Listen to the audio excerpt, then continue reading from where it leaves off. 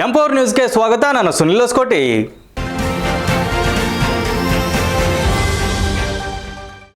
ಎರಡ್ 2026 ಕಾಮನ್ವೆಲ್ತ್ ಗೇಮ್ಸ್ನಲ್ಲಿ ಮಹಿಳೆಯರ ಶಾಟ್ಪುಟ್ ವಿಭಾಗದಲ್ಲಿ ಪ್ಯಾರಾ ಅಥ್ಲೆಟಿಕ್ ಕನ್ನಡತಿ ಶಿಲ್ಪಾ ಕೆ ಶೈಲಾ ಅವರು ಕಂಚಿನ ಪದಕ ಗೆದ್ದಿದ್ದಾರೆ.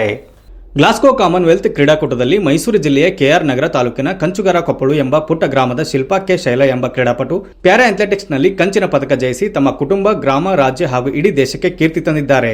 ತಂದೆ ತಾಯಿಗೆ ಅಭಿನಂದನೆಗಳು ಮಹಾಪೂರ್ವೇ ಹರಿದು ಬರುತ್ತಿದೆ.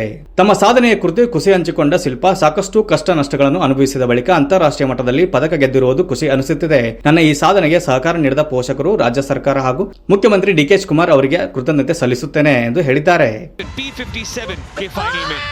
ಶಿಲ್ಪಾ ಶೈಲಾ ಟೈಮ್ ಅಟೆಂಡ್ ಮಾಡಿದ್ದು ತುಂಬ ಖುಷಿ ಆಗ್ತಿದೆ. ಸೊ ನನಗೆ ಹೇಳೋಕ್ಕೆ ಆಗ್ತಿಲ್ಲ. ನನಗೆ ಯಾರ್ಯಾರು ಸಪೋರ್ಟ್ ಮಾಡಿದ್ದಾರೆ ಎಲ್ರಿಗೂ ಧನ್ಯವಾದಗಳು. ಸತ್ಯ ಸರ್ ಸಹ ನನಗೆ ತುಂಬ ಹೆಲ್ಪ್ ಮಾಡಿದ್ದಾರೆ.